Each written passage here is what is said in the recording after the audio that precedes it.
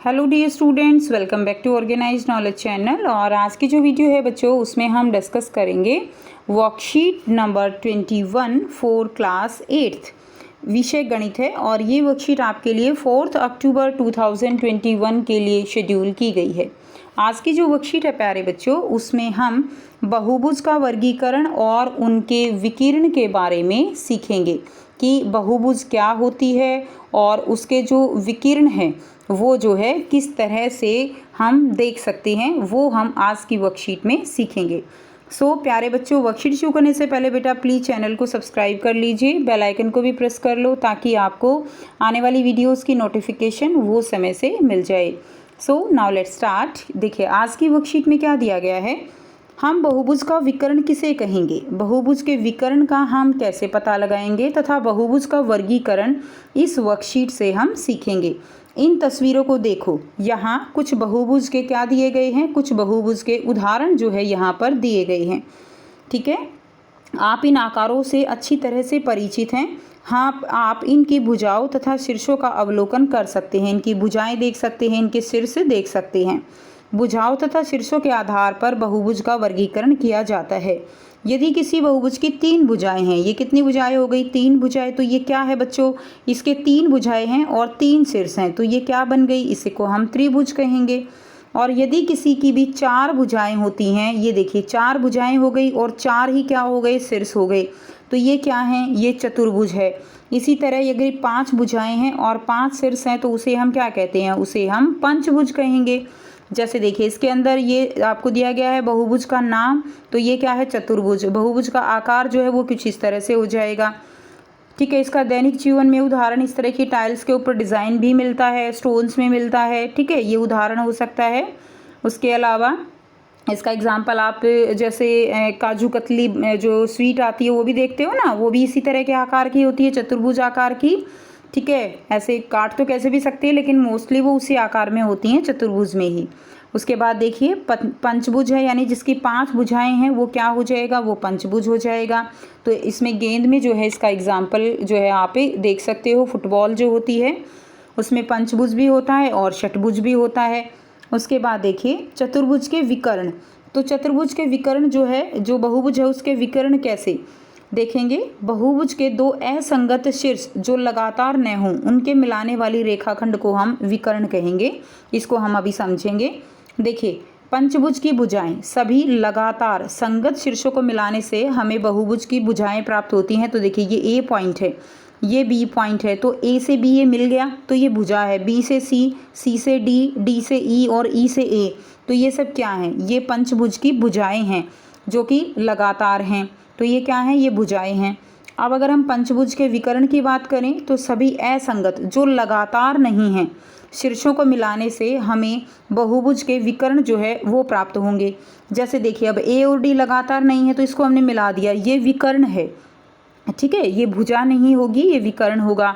ए को सी से मिला दिया, ई को जो है बी से मिला दिया, ई को इससे मिला दिया, ये जो है क्या हो गए, ये इस पंचभुज के विकर्ण हो गए। ठीक है, तो इस तरह से 5 जो है यहाँ पे क्या मिले, पंचभुज के विकर्ण मिले, A C, A D, B D, B E और सी ई। तो ये लगातार शीर्ष नहीं है। ठीक है, उसके बाद देखिए नेक्स्ट करेंगे। आइए अब हम बहुभुज के विकर्णों के बारे में जानते हैं। तो ये है हमारे पास बहुभुज का नाम, त्रिभुज है। बहुभुज का आकार ऐसा होता है और भुजाओं की संख्या कितनी है बच्चों, इसमें 3 है। बहुत आसानी से आप कर सकते हो, इसको थोड़ा जूम करके करेंगे ताकि आप आसानी से समझ सको। देखिए 1 2 3, ये क्या है, त्रिभुज, 3 भुजाएं और विकिरण इसमें 0 है। क्लियर है, विकिरण इसके अंदर कोई भी नहीं बनेगा। उसके बाद देखिए चतुर्भुज, ये जो है क्या है, जो चतुर्भुज है भुजाओं की संख्या 4 है और विकर्ण की संख्या 2 है। एक ये वाली हो जाएगी, एक ये वाली हो जाएगी, 2 विकर्ण हो गए। इसी तरह नेक्स्ट देखिए पंचभुज है बच्चों। पंचभुज में आप लिख देंगे भुजाओं की संख्या 5 है और विकर्ण जैसे हमने अभी समझे ये क्या हो जाएंगे, ये जो है विकर्ण हो जाएंगे। ऐसे जब आप इनको मिला दोगे तो ये क्या होंगे, ये विकर्ण होंगे। ठीक है, इस तरह से ये हो गए 5 विकर्ण इसके। तो 5 भुजाएं और 5 विकिरण।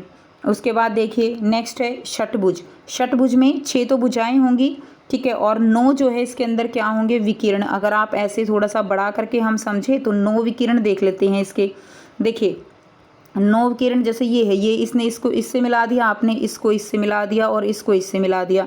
3 विकिरण तो ये हो गए। और देख लेते हैं इसके विकिरण। अब हम इस वाले पॉइंट से देखेंगे, इसने इसको मिला दिया, अब आपने इसको इससे मिला दिया बच्चों, और इसको जो है आपने इससे मिला दिया। 3 यहाँ से हो गए, ठीक है। उसके बाद इसमें आप और भी देख सकते हो, ठीक है। अब इस वाली में देखें, अगर हम एक इससे मिल गया, उसके बाद एक इससे मिल गया, ठीक है। और इसमें एक जो है यहाँ से यहाँ तक तो हो गया है। तो यहाँ पे देखिए 3 और 3 6। उसके बाद अगर हम देखें तो एक जो है इसके अंदर इस वाले पॉइंट से भी हो जाएगा। 1 मिनट, ठीक है। देखिए यहाँ से यहाँ तक एक ये हो गया, क्लियर। 6 7 8 और एक ये 9, टोटल कितने हो गए बच्चों? 9।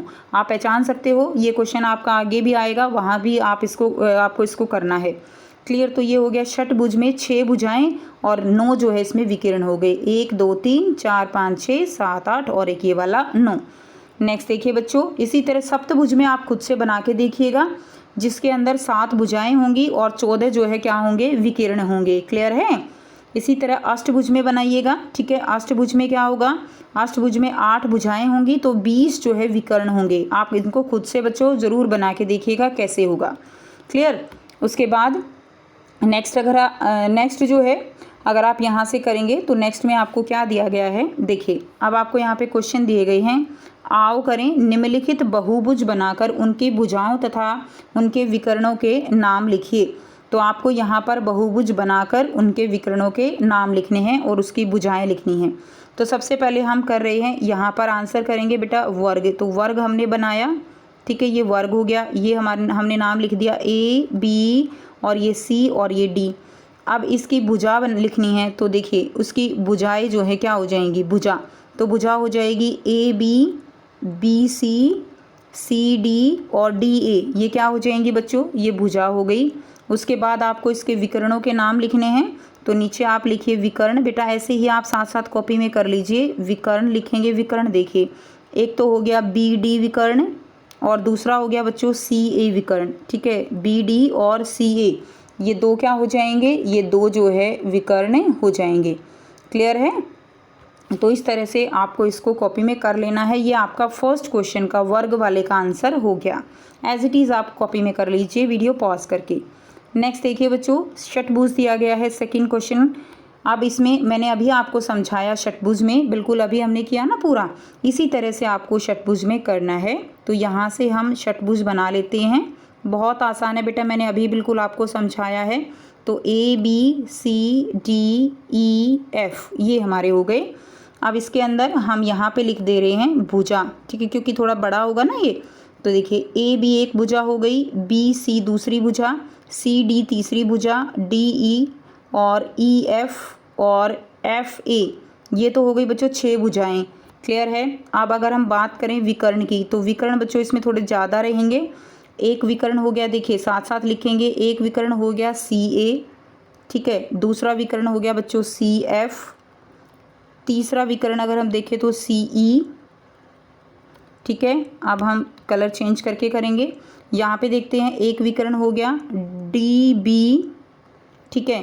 एक विकर्ण यहाँ से हो जाएगा DA, उसके बाद एक विकर्ण हो जाएगा यहाँ से DF, ठीक है। उसके बाद देखिए और इसमें बन रहा है कोई और, तो इसमें नहीं बन रहा है। अब हम E से देखेंगे, E से हमारे कौन से विकिरण बनते हैं? E से एक तो हो जाता है EA और एक हो जाता है बच्चों यहाँ से EB, ठीक है। अब इसमें आप देख सकते हो, इसमें आपका और कोई भी विकर्ण नहीं है। एक विकर्ण अब F से बनेगा FB पर, जो हमने अभी समझा था। तो एक विकर्ण का नाम आपको और लिखना है, यहाँ नीचे लिख दीजिएगा FB जो है ये आपका 9th विकर्ण हो जाएगा। तो 1 2 3 4 5 6 7 8 9 टोटल विकर्ण आपके हो गए 9, जो हमने अभी षटभुज में पढ़ा था। 9 जो है टोटल विकर्ण हो जाएंगे। तो बच्चों इसको वीडियो पॉज करके आप इसी तरह से बिल्कुल अच्छे से लिख लीजिए, ठीक है। नेक्स्ट देखिए, अब हम इसको जो है क्लियर करेंगे। नेक्स्ट है प्रश्न 2, निम्नलिखित बहुभुजों के कुल कितने विकिरण हैं? तो आपको लिखना है कुल कितने विकिरण है, बस आपको संख्या लिखनी है। पंचभुज के कितने विकिरण हैं बेटा? अभी हमने पढ़ा पंचभुज जो है इसके विकिरण कितने हैं? 5, तो यहाँ पे लिख दीजिए 5। षटभुज के विकिरण कितने हैं? 9। आयत के विकिरण कितने होंगे बच्चों? 2 हो जाएंगे। ठीक है, तो ये इस तरह से आपको अपनी वर्कशीट कंप्लीट कर लेनी है। सो ये थी बच्चों आपकी आज की वर्कशीट। आई होप सभी बच्चों को ये वर्कशीट क्लियर है। कोई भी डाउट है तो प्यारे बच्चों आप पूछ सकते हो। वीडियो अच्छी लगे तो प्लीज़ लाइक कर दीजिए, शेयर कर दीजिए और चैनल को सब्सक्राइब कर लीजिए। So thanks for watching, have a nice day.